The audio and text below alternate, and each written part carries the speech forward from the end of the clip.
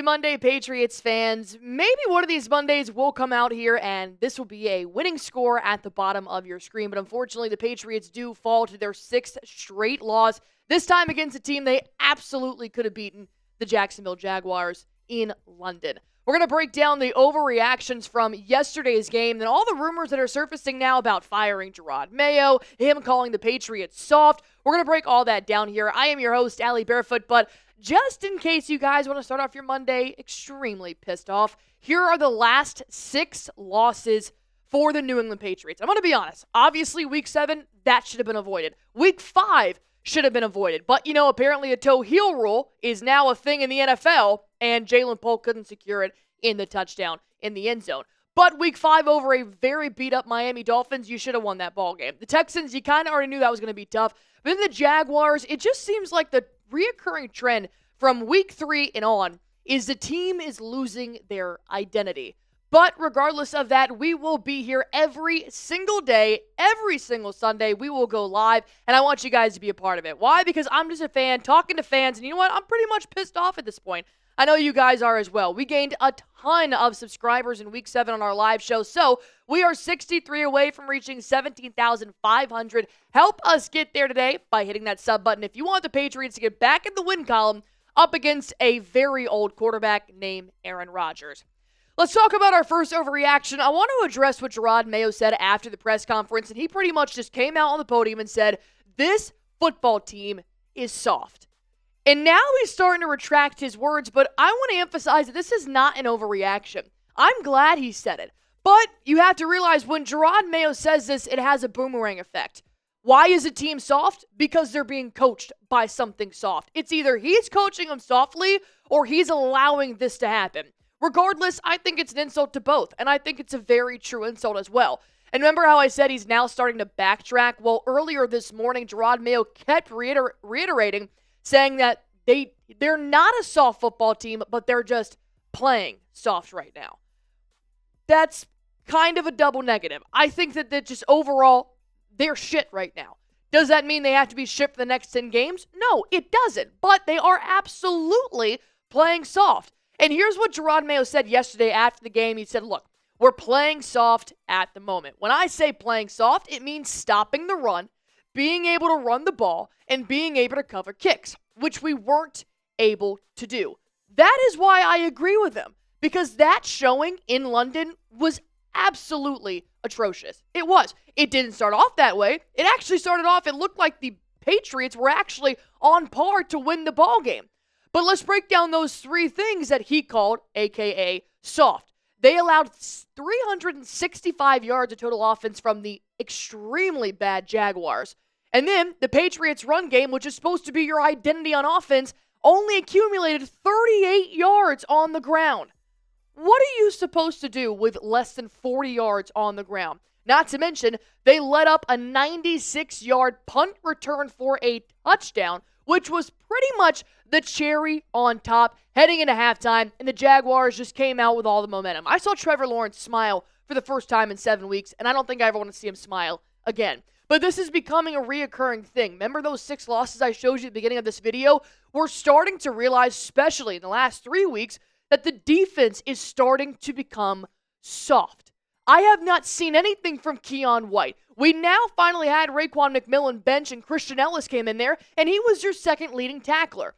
And I want to talk about the run defense, because the pass rush has always been extremely bad this year. But the run defense is now nowhere to be found. You're allowing nearly 200 yards on the ground from the Dolphins, and then another 200 yards from Joe Mixon alone with the Texans. And then you're going to allow not Travis Etienne, but Tank Bigsby to run 171 yards in the run game against a Patriots defense that's supposed to pride themselves on being able to stop the run. But you can't just point fingers at defense. It's also the offense. It's horrendous. The only bright spot is Drake Maye. But still, Alex Van Pelt is not letting him reach his full capabilities here. And I want to point this out because remember how I said the Patriots actually were off to a really good start? I thought this was going to be the turning point. New England opened with 11 plays, a 68-yard touchdown drive. It was gorgeous. JaMycal Hasty finding himself in the end zone, and then what do they do on the next drive? They push it 12 plays, 63 yards downfield, and ended up with a field goal. That gives you 10 points. That puts you in the ball game. Why does it stop? Why? It's because Alex Van Pelt completely drives away from anything that's working, and it drives me nuts. DeMarcus Covington seems to just completely give up in calling anything for the Patriots defense. The reason why it's not working is because the team doesn't want it bad enough, and I equate that to being soft. When you decide to start giving a shit, I do think you'll find yourself back in the win column. But unfortunately, it just doesn't look like that right now. Which brings me to my next point. Are they trying or are they tanking? I genuinely can't tell, because when I watched that Patriots team, and I watched them at 8 o'clock in the morning, and then I went and watched Chiefs-Niners at 4 p.m., and then I went and watched the Jets-the Steelers on Sunday Night Football, everybody seems to give a shit but the Patriots. Can New England turn it around in the next 10 games, or is this going to be a tank season, or are they going to actually try and win ball games? Let me know. Type turn or tank in the comment section down below. And I've got 2 more overreactions I want to talk about here on Patriots Today, but I got to give a huge shout out to our sponsor on today's show, which is Game Time. If you guys want to go see the Patriots play in person, which I'm going to be honest, the Jets not looking incredibly hot right now with Aaron Rodgers, who might end up retiring after this year. So maybe the Patriots can get back in the win column. And if you guys want to go see that happen, well, here's what you should do. You should go on ahead and download the Game Time app. And with all-in pricing, you're going to know exactly what you're going to be paying with no surprise fees at checkout. Not to mention, you can get a panoramic view from your seat in the app before you buy, and the lowest price guaranteed. Your girl loves saving $1. So if that means I can get the lowest price guaranteed and I don't have to just go searching all over to find out the best tickets, then I know Game Time is going to look out for me. Not to mention, with their new feature, Game Time Picks, this makes getting tickets to your favorite teams play live even easier. What Game Time Picks does is it filters out through all the fluff, and it shows you only the best deals possible, so they make sure you are getting the best deal to watch your favorite team play, or your favorite artist, or maybe your favorite comedian. So download the Game Time app, create an account, and use code CHATSPORTS for $20 off your first purchase. Terms apply. Again, create an account and redeem code CHATSPORTS for $20 off. Download Game Time today, because what time is it? It is game time. Overreaction number 2, the rookie needs to be benched. Not Drake Maye, we're talking about Ja'Lynn Polk. This is so accurate, it's not even funny. I am actually extremely pissed off that I was completely fooled in the offseason by allowing reporters and analysts to tell me that Ja'Lynn Polk was going to be a good receiver, because he's not. He is not after 7 games, and I am done with trying to give him the excuse that it's rookie jitters. It is driving me up a wall. And what makes me even more pissed off is what Jerod Mayo had to say right here. And I may be in the minority here about feeling this way about this quote, but he said, I think Ja'Lynn Polk is a great player. He's making plays. Where? Where are those plays? Got to find ways to get him the football early. Got him in the game. Got to get him in the game early. That'll help him feel involved. Got to make a better throw to him on the corner route, first drive, little things like that to get him involved. He's a good player. We need him out there. What in the hell is Jerod Mayo watching? Because I've watched every single snap, and let me tell you this. He is not making any plays. He's making 0 plays. And if you're going to say that we need to get him better throws, you're out of your blank mind. It is not Drake Maye's fault. He is hitting him directly in the hands, and Ja'Lynn Polk is dropping it. It has become a shit show to watch, to the point where I literally looked at how many opportunities he has had, and whether it's the first throw of the game or the last throw of the game. And the only 2 plays I can think of is going up against the Niners to try and get the first down to help put points on the board, and he puts 1 foot in, can't get the other in. That's okay. Take it to the next week. Ja'Lynn Polk, he snags the touchdown. He puts 2 feet in, but the toe-heel rule calls it back. And I see those attempts. I do.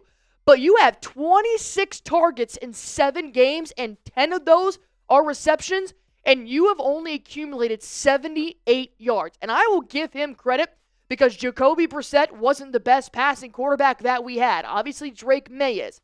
But now we got 2 games under our belt with Drake Maye, who is nailing him in the triangle. I mean, in the chest. It is as perfect of a throw as you can get, and Ja'Lynn Polk is dropping it. And not to mention, look, I don't play football, I never have.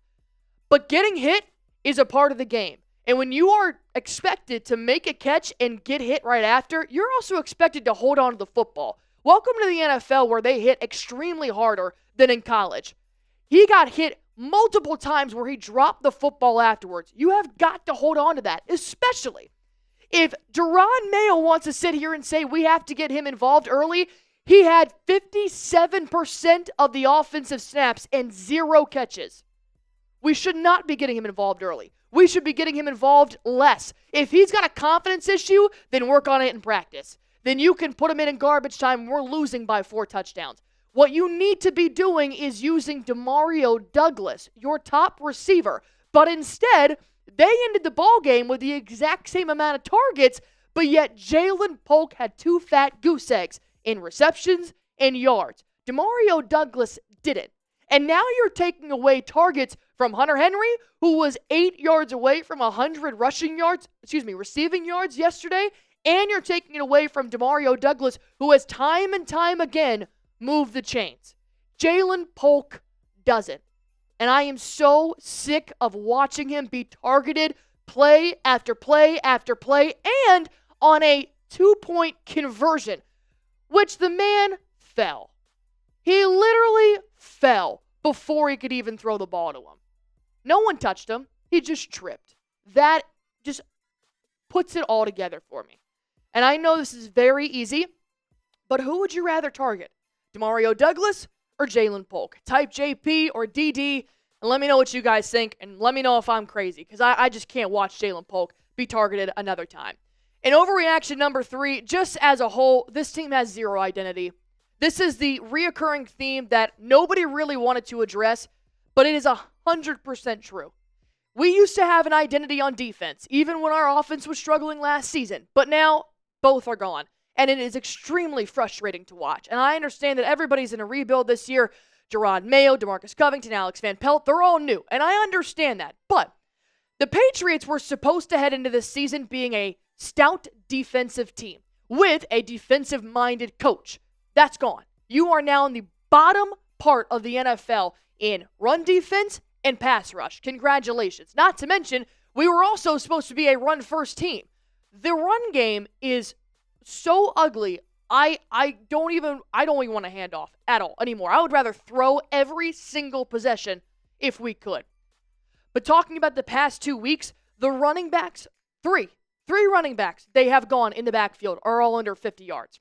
And I know Ramondre Stevenson didn't play last week, and I know that he was playing this week with an injured foot, but he lacked explosiveness, and they continued to hand him the ball, despite plays of 8-yard passes from Drake Maye that was working and moving the chains. Alex Van Pelt kept going back to Ramondre Stevenson, who did nothing but try and run it up the A-gap, and he was stuffed every single time.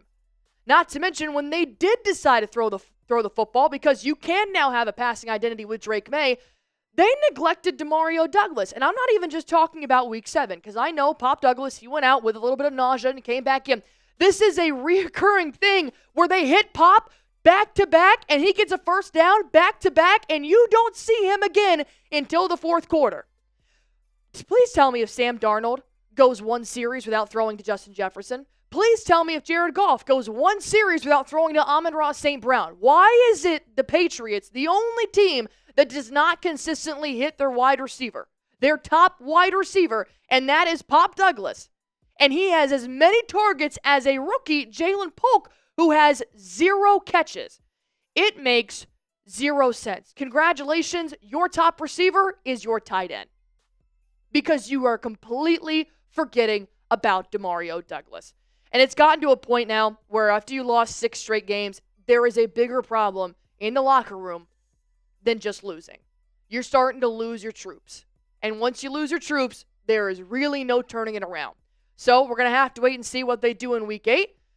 But I don't have my hopes set very high, and that's extremely unfortunate. Not to mention, there's a lot of rumors out there about a lot of wide receivers, 2, if that's a lot, that have spoken out about their playing time, which I'm going to talk about in a video being pushed out later today. So my last question here for you guys is, what's the biggest issue with the Patriots? Is it the locker room? Is it being soft? Is it just the run? Is it the passing, the defense? I mean, you could go down a list of things that have not been working for the Patriots in the last 7 weeks. So let me know what you guys think. Like I said, we're going to put out another video later today talking about how a couple players are not happy about what's happening in New England.